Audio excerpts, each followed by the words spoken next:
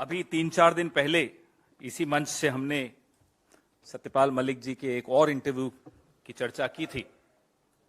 सत्यपाल मलिक जी ने जो कल इंटरव्यू दिया है, आरोप बहुत गंभीर हैं और एक ऐसे व्यक्ति से आ रहे हैं जो एक सीनियर नेता भी है, पूर्व राज्यपाल भी है और इतना करीबी प्रधानमंत्री के रहा था कि जब 370 हटाया जा रहा था तो एक संवेदनशील दौर में एक संवेदनशील राज्य के वो राज्यपाल बनाए गए।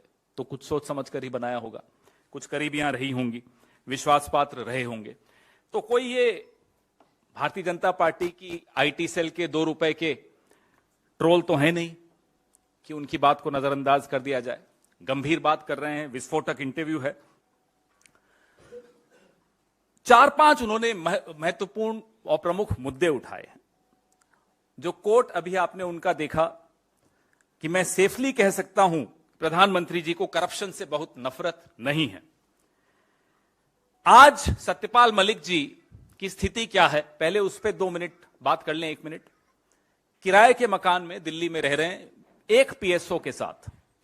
हमें मालूम है प्रधानमंत्री जी को सत्य की आवाज से ज्यादा मधुर गुलाम की आवाज लगती है, तो सत्यपाल जी को एक पीएसओ दे रखा है। जिस व्यक्ति की देखरेख में 370 हटाया गया, जिस पर भारी खतरा है, उस व्यक्ति को आपने एक पीएसओ दे रखा है। दिल्ली के एक कोने में किराए के मकान में वो रह रहे हैं। आप अपने कुछ समाज में जहर घोलने वाले एंकर्स,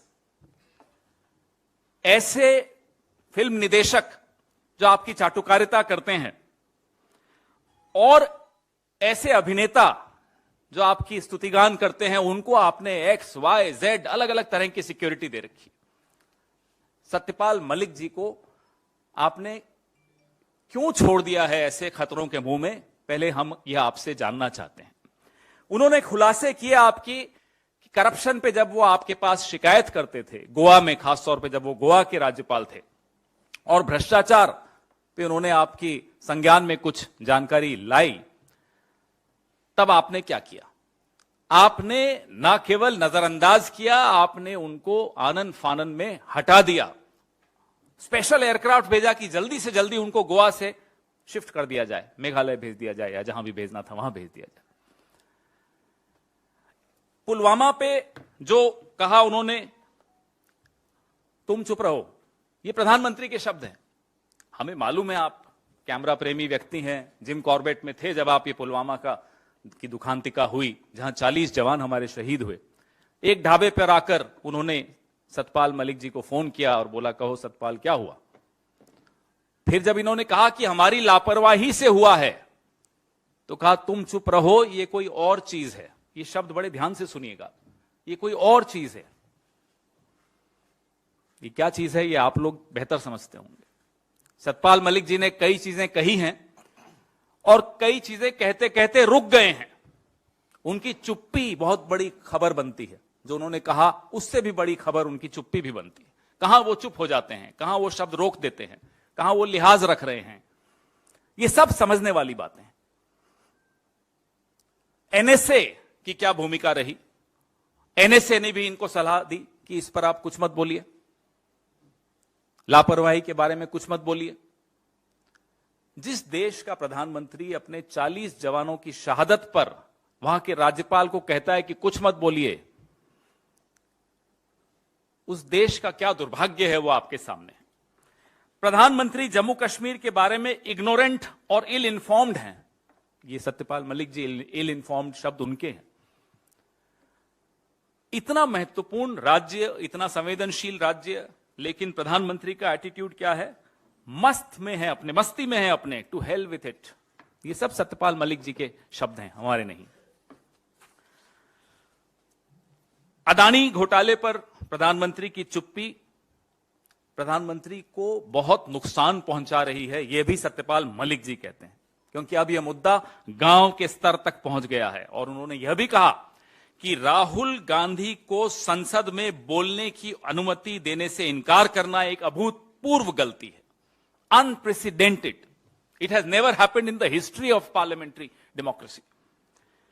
उनका यह कहना था कि जो राहुल गांधी सवाल उठा रहे हैं अदानी महाघोटाले पर, बहुत सही सवाल उठा रहे हैं और प्रधानमंत्री उनमें से एक भी सवाल का जवाब नहीं दे पा रहे। एक अकेला पूरे लोकतंत्र पर भारी। ये इस पूरी कहानी का जिस्ट है, का निचोड़ है। वो खुद ही बोलते हैं मैं एक अकेला भारी हूं। किस पर भारी हैं वो सत्यपाल मलिक जी ने आपको बता दिया। गवर्नर से सलाह नहीं ली जा रही, गवर्नर को जानकारी नहीं दी जा रही कि उनके राज्य में क्या करने वाले हो आप। कैबिनेट को नहीं मालूम, और कहीं कोई सवाल पूछ रहा है, कहीं कोई आपको बता रहा है लापरवाही हुई, तो उनको कहो आप चुप रहें। चौंकाने वाली बात है, हमारी महामहिम राष्ट्रपति, हम सबकी राष्ट्रपति, वो किनसे मिलेंगी किनसे नहीं मिलेंगी, उनकी अपॉइंटमेंट की जो लिस्ट है, डेली अपॉइंटमेंट की जो लिस्ट है, वो अप्रूवल के लिए प्रधानमंत्री के कार्यालय में जाती है। कभी सुना आपने ये रिमोट कंट्रोल, ऐसा रिमोट कंट्रोल कि प्रधानमंत्री तय करेंगी कि इस देश की महामहिम किससे मिलेंगी किससे नहीं मिलेंगी। यह स्थिति है कि सत्यपाल मलिक जी की अपॉइंटमेंट थी, रास्ते से उन्हें वापस लौटना पड़ा क्योंकि राष्ट्रपति भवन से फोन आ गया कि आपकी अपॉइंटमेंट कैंसिल हो गई। फिर इन्हें मालूम पड़ा, ये हम नहीं बोल रहे, ये सब राज्यपाल बोल रहे हैं, सत्यपाल मलिक बोल रहे हैं, आज भी भारतीय जनता पार्टी के सदस्य हैं, अभी तक उनका निष्कासन नहीं हुआ है। भारतीय जनता पार्टी के एक वरिष्ठ नेता बोल रहे हैं, यह आवाज अंदर से आ रही है, इसलिए इसको और गंभीरता से लेना आवश्यक है। एक फिल्म आई थी, सुना 300 करोड़ का उसका व्यापार हुआ था, कश्मीर फाइल्स। सत्यपाल मलिक जी जो बता रहे हैं ये 300 करोड़ के ही घोटाले की कश्मीर फाइल्स पार्ट 2 है।